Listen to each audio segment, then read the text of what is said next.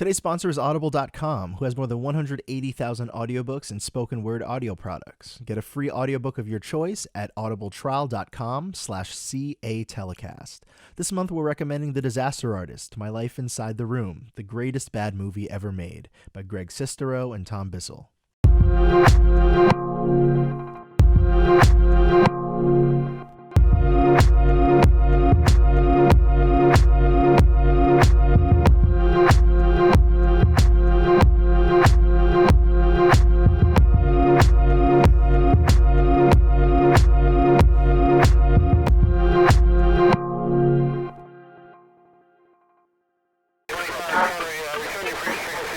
We're back and we're talking about The Room, the movie, and the audiobook, The Disaster Artist.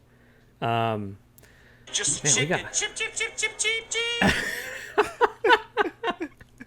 chip. Dude, let's talk about that character. So that character, I don't remember his name. He's the psychiatrist. He just comes out of nowhere, and I don't know what purpose he serves. I in didn't the know movie. his deal. No, me neither.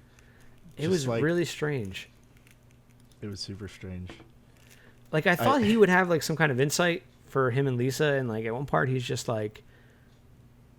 He's just very indifferent about it. He's just like, well, I don't know what to do, Tommy. And then him and Mark just make fun of him the whole time. Really strange. Yeah. I think my favorite... I guess let's talk about the audiobook. The last point, the strangest part Satchell? was the freaking... the gift shop was the strangest part. Before the keep that change. Wait, hi doggy, you're my favorite customer. The flower shop? Yes. Oh, hi doggy. Like, I didn't just recognize you, Tommy. Oh, yeah. It's so ridiculous. Yeah. That's like my favorite. Yeah. Oh, hi doggy. That's my wife's favorite part. So let's talk about the audiobook. Like, what'd you think of, like, the format? For me, I really liked the jumping back and forth in time that the book does.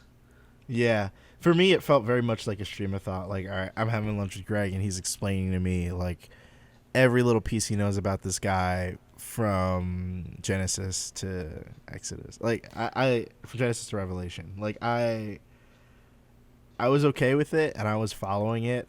I mean, I felt very much on the same journey that he was on, where we're just trying to piece together everything we know about this guy so we can find out why he went through with a production like this, you know? Yeah, and it's you know, if you're buying the book, it's obviously because you know of The Room and you're interested in that. So, like, to tell the story, like, chronologically, I don't think makes sense, because it's like all this setup to get to that, which is the part you're, like, super interested in. And what Greg does is he builds it so, you know, when you're watching The Room, you're like, where is this guy from? What is he, you know, and every crew member might be French is like, where is he from? Yeah, he might be French. Where does he get all this money? So, like, it's kind of like a good bearing the lead kind of thing, where it's like, you came for The Room, but, like, here's information about where he came from and, like, how we got to this point. And then there's a nice point where, like, those two kind of meet up, where, like, the flashback parts come up to the production of The Room, and then Greg does a great thing where he talks about, like, what he's pieced together of Tommy's, like, history. Yeah, I guess, which was like the meat for me. Yeah, it was fascinating. It was heartbreaking and fascinating at the same time. And one thing I really like that he does is he starts each chapter with either a quote from Sunset Boulevard or The Talented Mr. Ripley. Yeah. Which is interesting. I haven't seen Sunset Boulevard, but my wife and I just watched The Talented Mr. Ripley just because we were listening to the book, and I was like, it's been years since I've seen this movie. Let me see, like, what the connection is. And it's super, like, that moment where Greg is in the theater watching, and he's just like, oh my God, this is my life. That's what I felt too. I was watching and had the realization, like, wow, Tommy is this character. He just wants to fit in and be accepted so much that he's willing to go through anything to go through, like, you know, thousands to millions of dollars just to get accepted. You know, he buys his way into SAG just to be part of that crew. And then even you know even the film becoming a failure, but also this cult classic that gets him a deal for a TV show on Hulu, and I can't remember who I was talking about it with, but like he got this TV show deal to do actually this plays into what you said perfectly, where they essentially wanted more of what The Room was, but at that point Tommy was fully aware of why people like The Room and that weird humor, so he tries to replicate that weird humor intentionally on this Hulu show, and it just comes out really badly because, like you said, it's trying too hard, and like apparently there's like a prerequisite amount of episodes that you need to get done before you could like submit it for an Emmy, and the moment he had that amount of episodes out, like he submitted it to like get an Emmy. So there's this like weird need for affirmation, I guess, that's even like that's like ongoing even now. It's interesting. It's really strange, and you know, he talks about there's something that happens in the room, or something that during the production that Greg, man, he says it's how long the movie has to be in theaters, that like Tommy pays for this one theater to run it so he can submit it for an Academy Award. Like he just wants that acceptance so badly, and even like if Greg is our narrator through this whole thing, I mean Greg is the narrator through the whole thing, but Greg is kind of like our hero in the book. But I found myself really just kind of like connecting the two characters. Like they're both kind of in the same boat. Like they both want to be acknowledged and taken seriously and I guess respected in the entertainment industry. And I guess that's what draws the two of them together ultimately. And they build that weird relationship. Like, I found like Greg's mother, like her character, very like, you know, I can't imagine what that's like, not having like a parent system that's supportive. My parents were they were super supportive. I can't, me too. and like, as like, you know, like as like a parent, I was like, I don't think I could ever do that. Like whatever, you know, whatever your kid wants to do, you should support them. As ridiculous as it is, like try to support them. It's just crazy.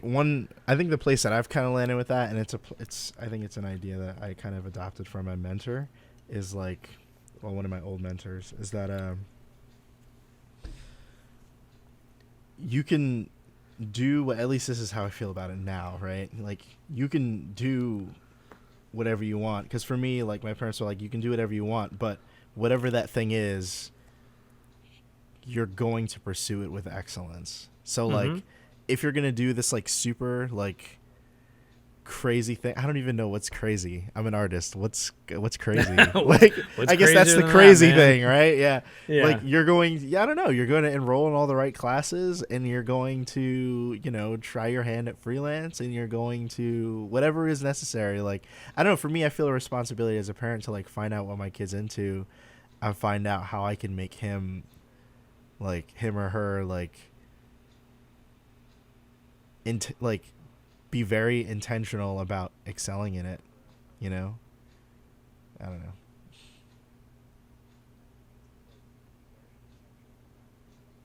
know. Yeah, I guess you really, it ultimately comes down to like work ethic, and you have to instill good work ethic into your kids, you know, because this way, whatever they decide to pursue, they're going to work hard at it. And I think that's a little more valuable than just being like, I want to go be a banker, you know, or whatever it winds up being. I think like, you know, I was talking to somebody asked me a question on Twitter. They were like, at what point did you think that you made it? And for me, I was kind of like, I don't feel like that. I'm still trying to make it, whatever make it means. But then I thought about it a little bit more, and I was like, well, I get paid to do what I love, so that in itself is a victory. So I made it, I guess. I guess. I don't know. Like that's actually new for me. So I was having ramen with this this young filmmaker named Christian Schultz. He does a whole bunch of short films for this company called The Music Bed. And I mean, they're just great. I can't believe I haven't sent anything your way. I mean, for me, send me some, man. I want to check it out. For me personally, like it's just been super inspiring. I mean, obviously, like aesthetically, it wrecked me, but also content wise, it wrecked me as well. And we were talking about like the concept of like arriving. You know what I mean? I think it just came in passing. Like I guess we were talking about like growth, like just like as creative people, and I had mentioned like, hey, I haven't arrived yet or anything. And for me, what I was getting at is that I don't even really believe that anyone can arrive, which is essentially this idea that like you get to a place where you have understood the majority of what it means to like make things, and now you're just kind of like sitting at the top of the hill and trying out different things, and I don't think gazing upon your kingdom. Yeah, gazing upon your kingdom of creative work, yeah, or whatever. I don't think that's a thing, but you know, when you start out, the reason I think the concept of arriving is a thing is because when you start out, you're usually inspired by something that someone did, and you see this beautiful thing that someone made, and you're like, I want to make a beautiful thing like that, or like I want to make that, or I want to make something like that. And then as you pursue that, and as like the gap like between like your taste and the thing that you really enjoy and your ability to achieve it gets smaller, you realize that in that pursuit, you don't want to be them. You just want to be the best version of yourself. For that, you know, because I guess you find your own voice, you know, like at least for me, I know I learned from like, you start off, you copy enough things that you have this library, and then you start finding your own voice in the things that you copy, and then you have your own voice, right? But for like, the way that Christian sort of interpreted it was like that whole idea of like arriving was like, have you made it? And he was like, he had sort of asked me like, well, are you doing what you love, and are you making sufficient money off of it to support yourself or your family? And I was like, yeah. And then he was like, well, then I guess you've arrived. And I was like, and I had never really put any thought to it, but I was like, yeah, I mean, I guess so. I certainly don't feel like this point in my life is a plateau or anything, or that there's anything to write home about, but I'm super appreciative that I'm in a place where I can say that. I'm sure you feel the same way. Like, yeah, man, it's like, just because you reach that point, like, yeah, there's like definitely like a realization. Like, I mean, when I was in college, I was like, I would love to have a job all day where I work in Final Cut and I just cut things up all day. Yeah. And like, I was like, that's what I do every day now. And you know, you reach that point and you don't throw in the towel. You're not like, well, job's done. Just check out, I guess. But like, there's still like, you get to that point, and you know, your creativity should be insatiable, you know, and your drive to make new things and to do better, you should never be satisfied. Like I'm at this point, and I'm still looking up and still looking ahead to like the next thing, the next level. It's like still trying to like scratch and claw to the next level. Like you do everything you can. I mean, as you get older, it's like harder and harder, but you still have that drive to do that. You know what I mean? Yeah. You have to. I don't know how to operate any other way. You know? Yeah, you know I mean? No, definitely. I totally agree. Like I remember in high school, and the only reason I remember it's from high school is because like I had a horrible self-indulgent MySpace page that had like that asks you those like piddling questions like, what's your goal in like 10 years or something? Where do you see yourself in the future?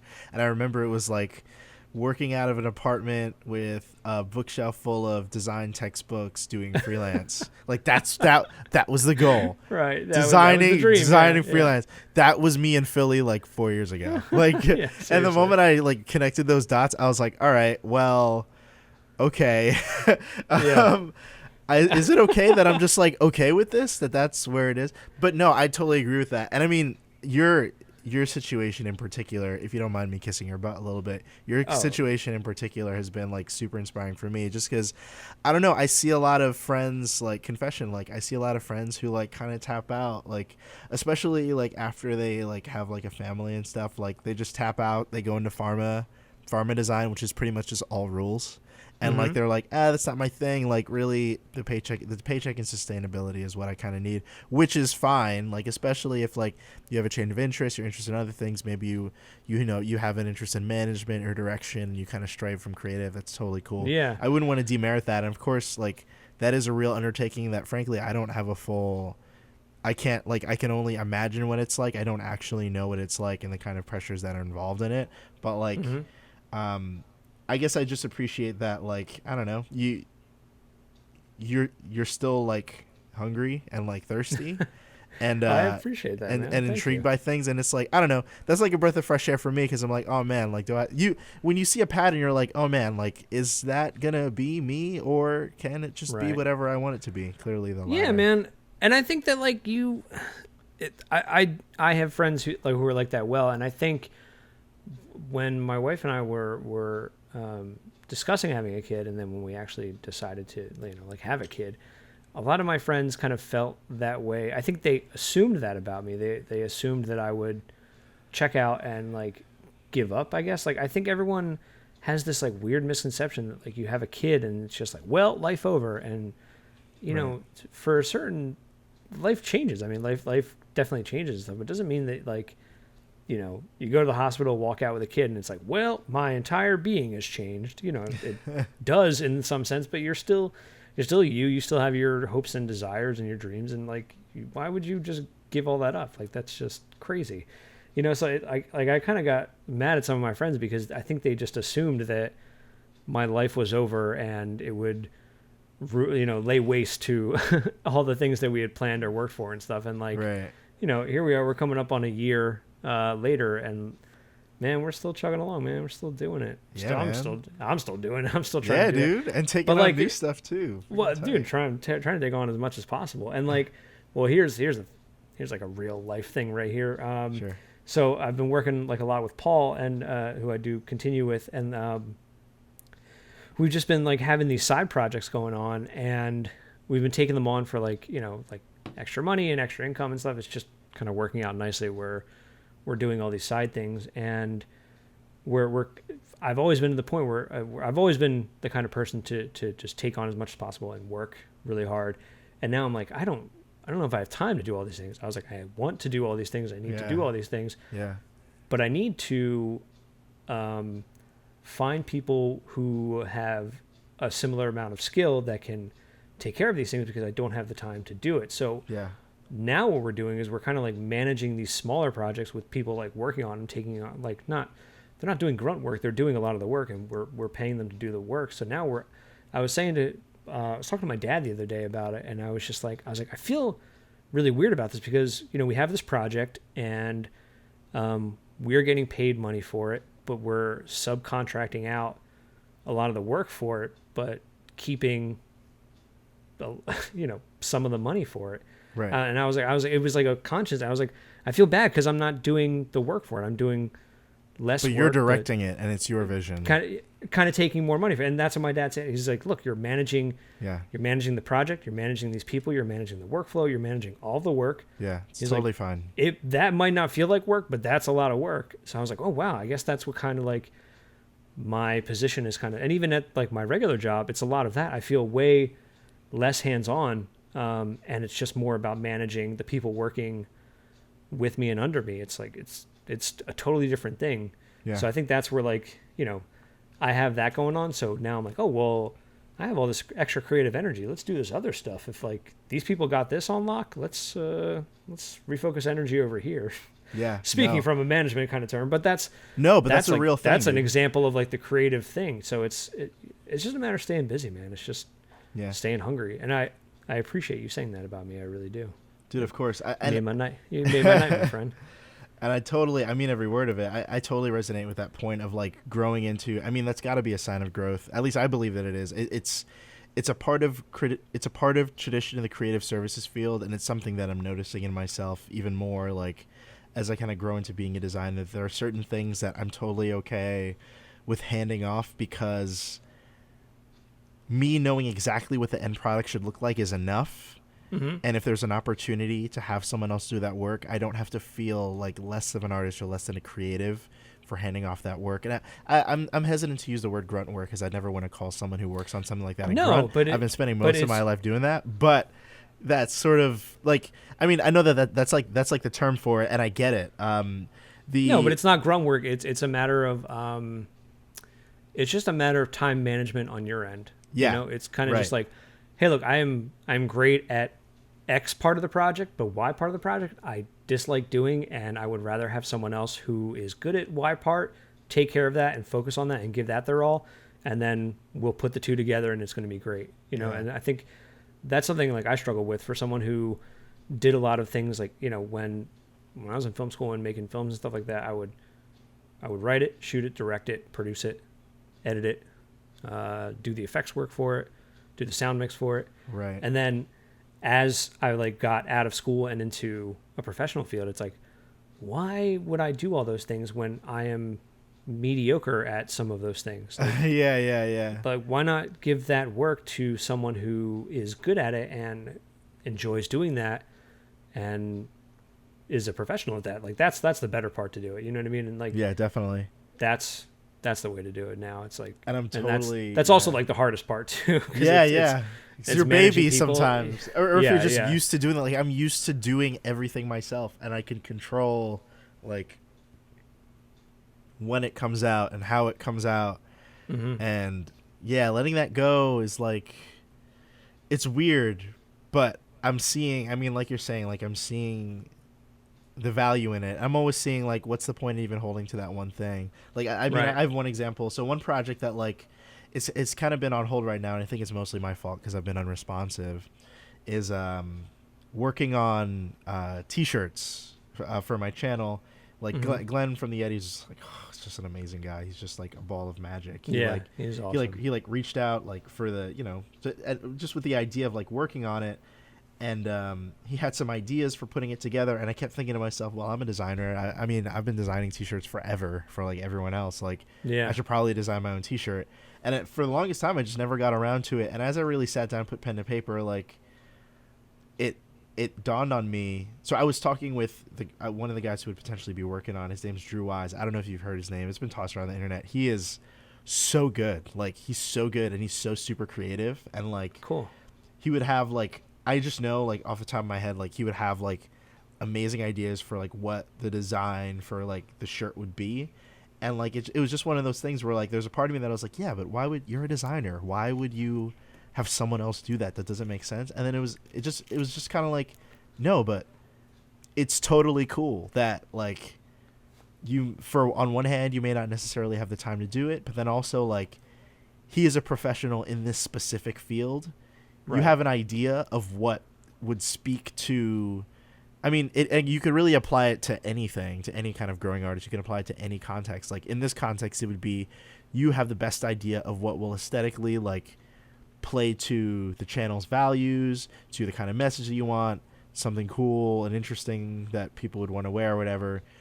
You can collaborate in this context, and someone else can make it, and you can just, for lack of better words, direct it. You know what I mean? And that's just, I don't know. That's fine. It's just interesting.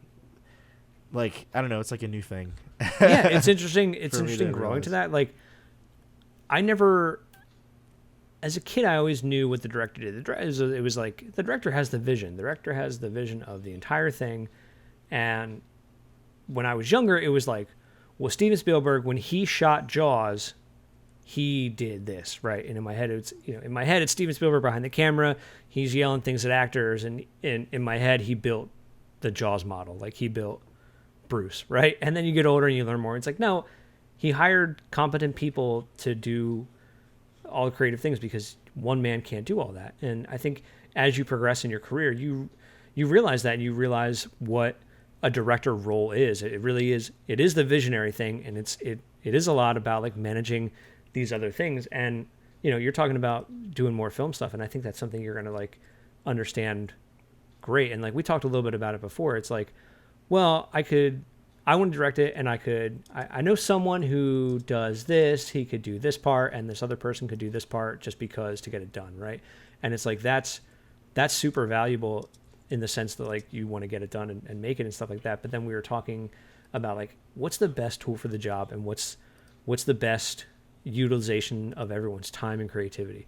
It's like, wouldn't you rather have someone who this is their craft, they're going to give you 100% laser focus on this specific thing and make this one specific thing the best possible thing that it can be. And it's something we learned on Smart Guys. It's like, we knew right from the bat, like when we first talked about it, it was, we would all write it, and initially it was like, Nick, you should direct it. And I was like, I don't want to be in front of the camera and direct this. Like if we decide that we're going to act in it, I just want to act. I don't want to do anything else. We need to hire someone to direct this, because like for us to do all those jobs, that's just silly. It's not a good use of our time, and it's kind of it's a bad use of everyone else's time, because we're not giving 100% to the job that we're hired to do.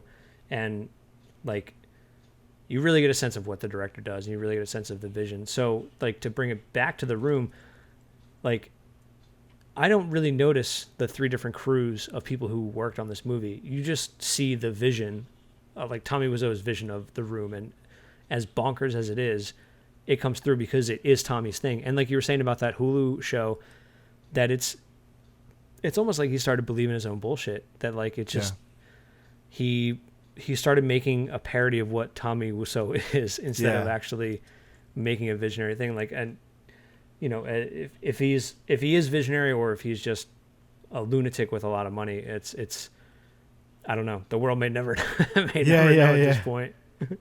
But I mean, obviously it's like, it's interesting to like see all of that. Dude, what a great tangent. That was awesome. That was interesting. Dude, every episode comes to you and I, our creative therapy with each other. Yeah. And I love it. Hey, I had kind of this weird theory when I was rewatching the movie, and I kind of wanted to run it by you. Sure. So in the Disaster Artist, in the book, Greg relays these stories that it makes you wonder if Tommy Wiseau is gay, right? There's like these weird kind of things that happen, and Greg just kind of brushes them off. I was thinking about it, and I was like, why did he put that in there? Like, he could have just left that part out. But I didn't think he wanted to like come out and say it. I think he just wanted to kind of like allude to it and just be like, I don't know how to take this. I don't know if he is coming on to me, or if it's just a weird thing and I'm just totally misreading it, and it's just part of what makes Tommy weird. The book really focuses on their relationship a lot. And so I started to think about their relationship, and there's almost like a third player in their relationship that causes all these issues, and it's the entertainment industry. Tommy gets jealous of Greg's success with the entertainment industry, right?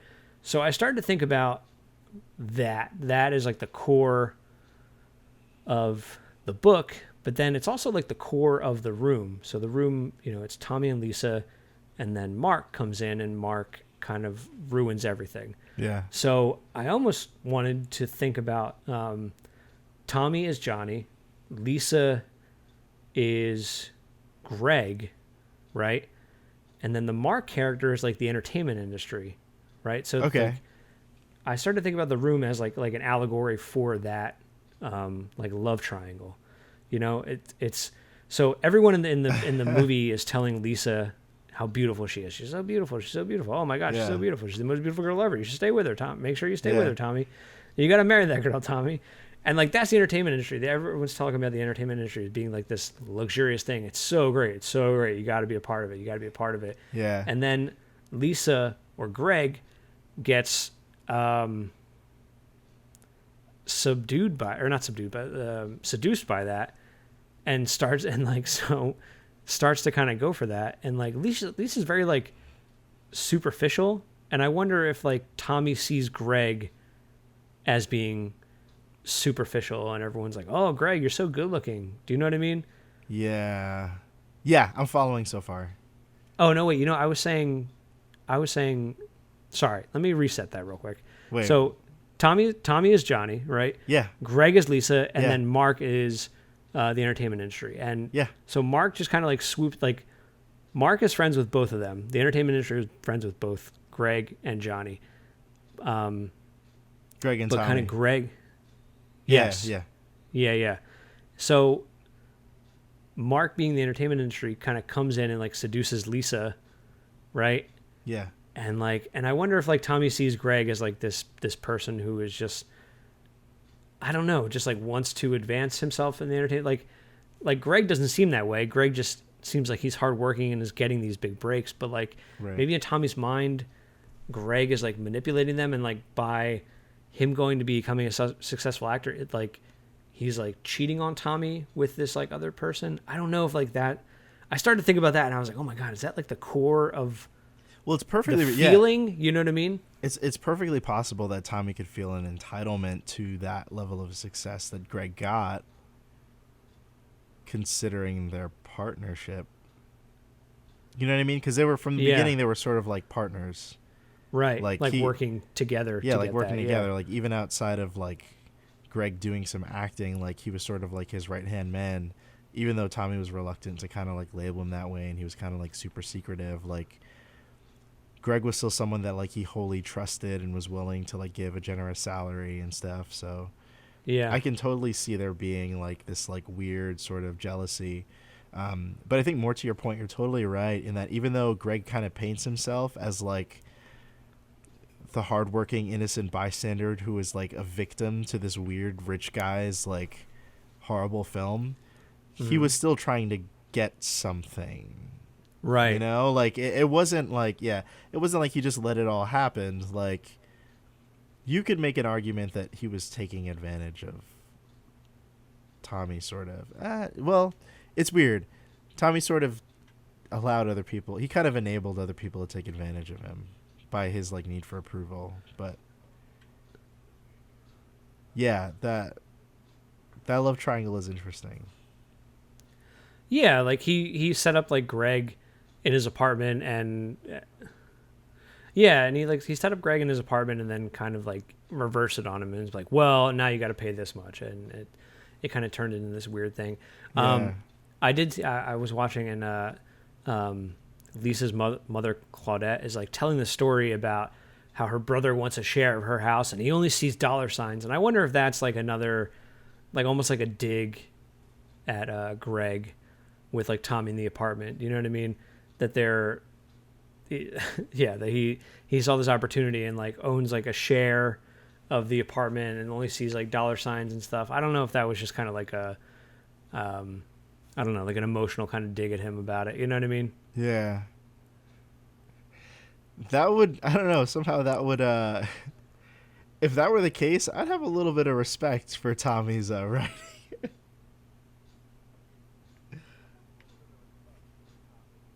For that, yeah, exactly. Yeah. Well, cool, man. Dude, good discussion about The Room. So would you recommend other people watch The Room? Oh, well, of course I would. If anything, you know, just for gigs. It was good. Satchel, we're on like a weird delay. I know we are. I've been feeling it and just go rolling with it. I don't know what it is. I don't know what this is gonna mean in the editing bay. Yeah, I don't know how this is gonna sync together. I don't know what it is. Like, yeah, we did the recall and it was good.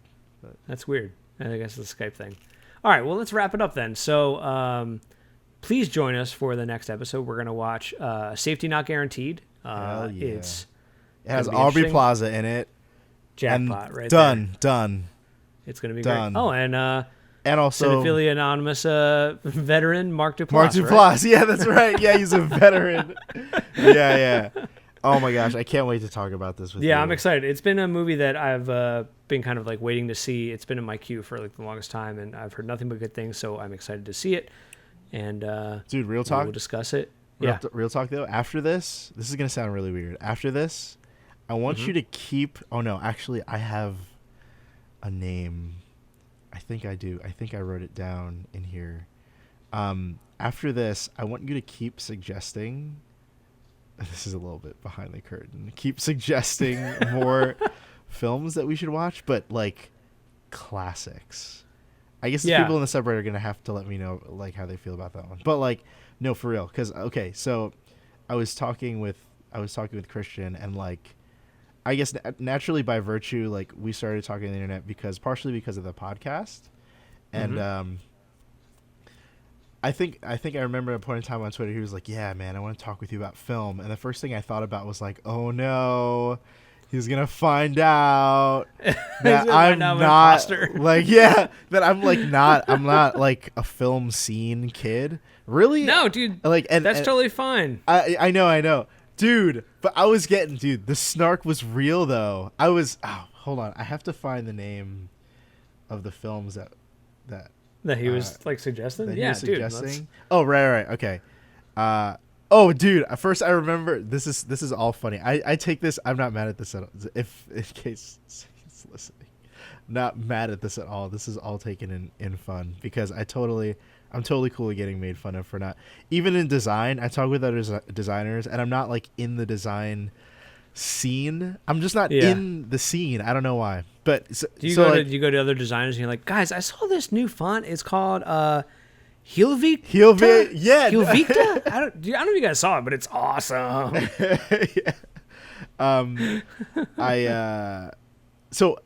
Rushmore. Oh yeah. Okay, wait. Rushmore was one.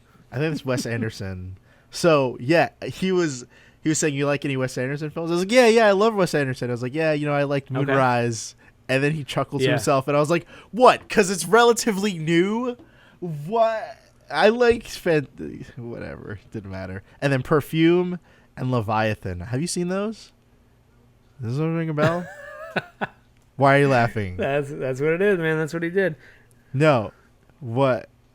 Perfume and Leviathan? I haven't seen Leviathan. Oh, okay. All right. Okay, got you. I haven't seen Leviathan yet. No.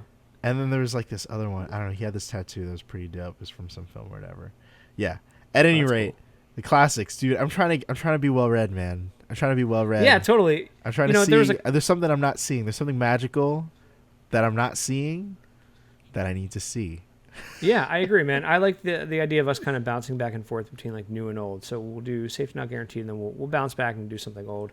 There was a comment on one of our YouTube things. It was like, hey, I like you guys, but don't fall into the trap of like doing just new films. And I was like, hey, we've only done 10 episodes, and we've kind of like mixed it up a little. So I don't think we've kind of set any kind of boundaries as to like how this is going to work, or if we're only going to cover X or we're only going to cover Y. I think we're up for whatever. And I mean, you guys listening, you guys know how like fluid and relaxed we are. So like, we'll see some cool stuff, and then we'll do a new movie this time, and then next time we'll do an older movie. We'll do a Criterion movie. So Satchel, you can get your I can be cultured film snob cred in.